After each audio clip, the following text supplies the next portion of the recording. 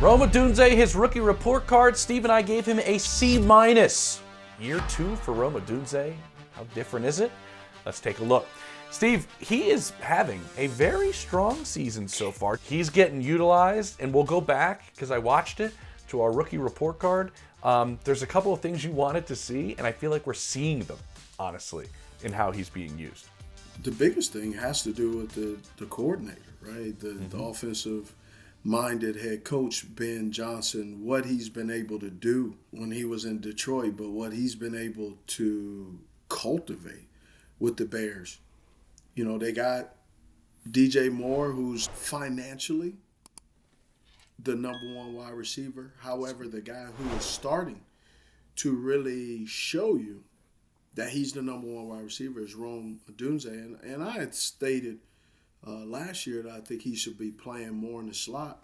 Yeah, you did. And, you know, he's proved me wrong. This year, he's really only playing 40% of his work is in the slot, almost 60%, 59.4. A lot of his work is done on the outside. And that's pretty impressive for a guy who all of a sudden, there have been a lot of question marks about the quarterback play. And Coach Ben Johnson has got the quarterback play, the timing. But I do love the way Rome just utilizes everything at his disposal. His releases, the offense. He's up top. You got press coverage. Quick jam. Takes the quick jam in the face and still keeps going. Right? Bam! Oh, it didn't faze him, though. Yeah, it didn't faze him at all. And Caleb Williams does a great job of throwing the ball on time. Here he is right here. This is man coverage, being held, fights through it, doesn't flail or throw his arms up as if the referee needs to see it, just keeps working. And, you know, when you watched him at Washington, he was a workhorse. He was a blue-collar guy, and nothing has changed. I'm just impressed. I'm actually impressed in how much of a jump he's had when last year, like you said, it was sometimes hit or miss, but, you know, getting everything around you improved. Your quarterback has improved, quarterback play. Your wide receivers coach has been upgraded. So everything is just working. I went back and watched, like I said, that our rookie report card, and you said something really smart in there. I know it's shocking, Steve, but you said, I don't look for a lot of the improvement in a guy during his rookie year. I want to see what he does in that first offseason, where now he knows, and now he can change some of the stuff that he learned into some of the things that can better him as a receiver. And there were a couple of things that you critiqued, and I'm curious if you don't see them anymore. With some of the stuff that he gets, I guess within his routes, we kind of talked a little bit about, I don't want to say precise is the wrong thing, but he runs them a little bit like a vet. Like he has some flow to him, some feel to him, and oftentimes that works in the slot. Have you seen him kind of grow in how he goes about his routes? And obviously you mentioned it's Antoine Randall now, his wide receiver coach. Yeah. So a different guy giving him the information there as well. Well, what I really see is it is his flow, but it's his timing.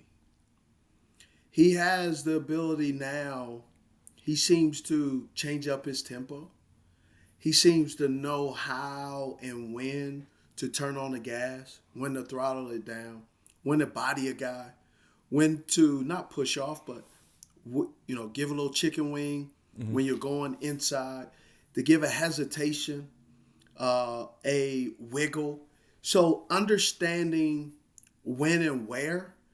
And the biggest thing I believe that he understands is the why. Why is he running this route? Why am I outside releasing? Why am I inside releasing and stemming back in and getting back downhill? He's utilizing a lot of the routes, the down and distance, his releases. He doesn't panic when being jammed.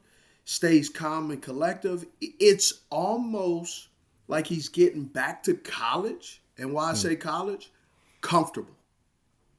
When a player feels comfortable, that's when he starts to open up. Mm-hmm.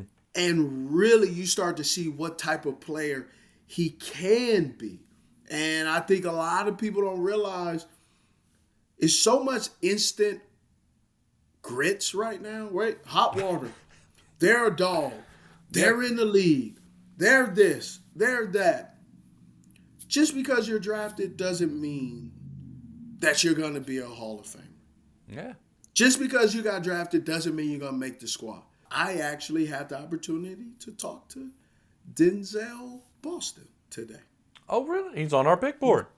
Yes, he is. And had a chance to chit-chat with him a little bit today before we got on here because someone whose coach is up in Washington, knows me for a very long time and said, "Hey, man, I saw your deal.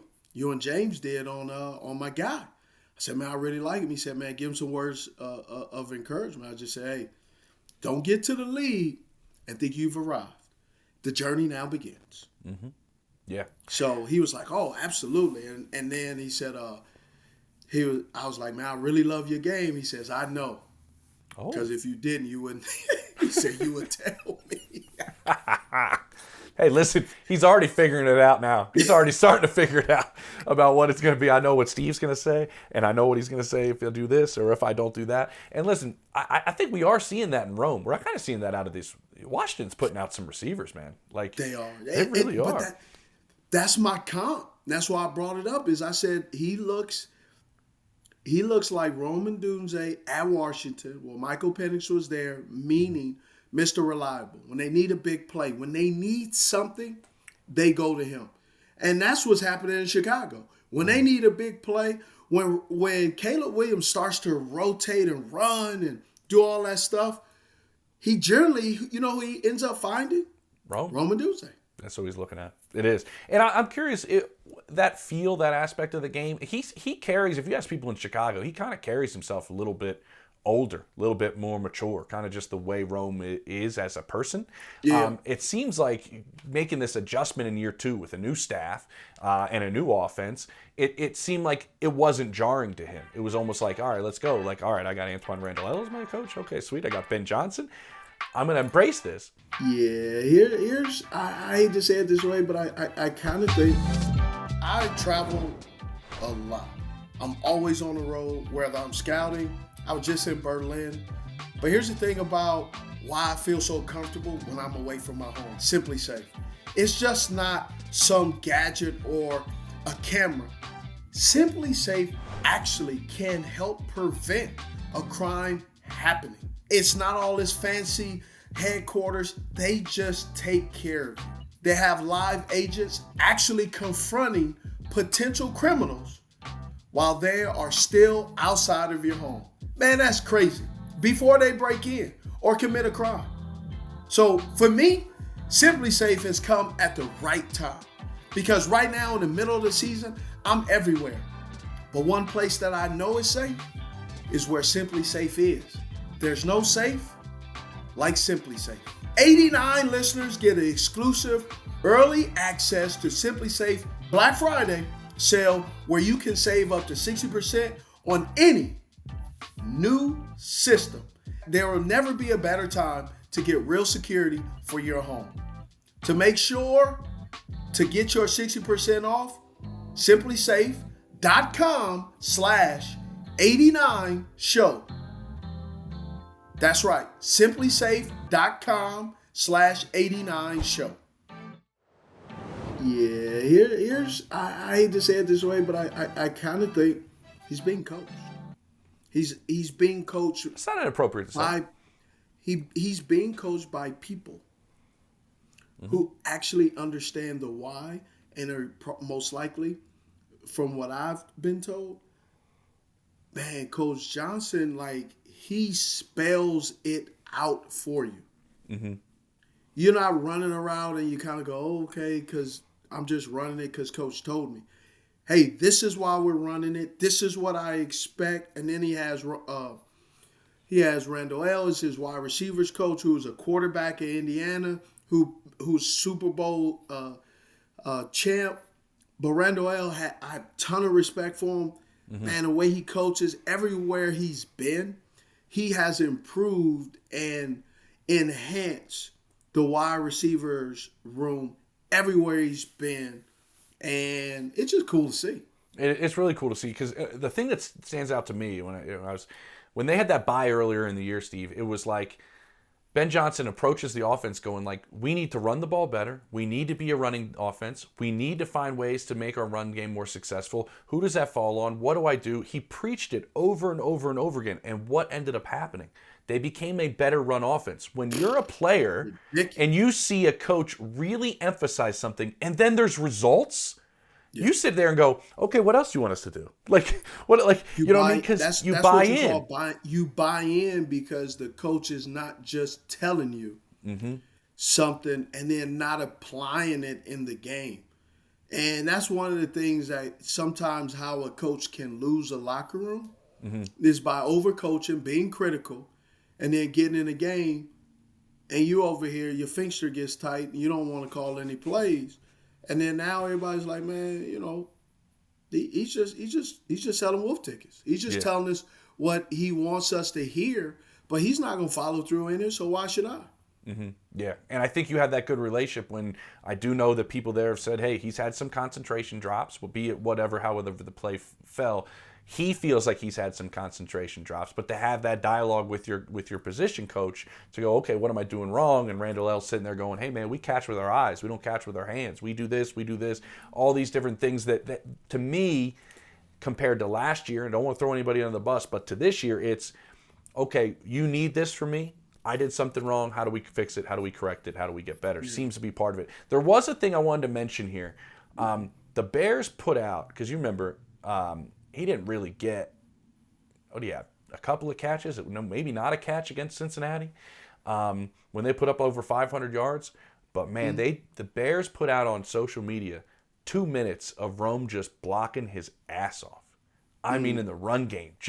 And it was impressive. Like, the buy-in, but not just him on the field, Steve. Like, and they ran his way a lot and kind of behind him on the outside. But then when he's coming back to the sideline, and it's the high fives and everything. You see that block, man, you're an animal out there. Like, that aspect of the game, becoming a complete receiver, I know that stands out to you, making sure you do that aspect of it too. Seems like that's growing with him, and it's part of that buy-in that this group's getting out of these players.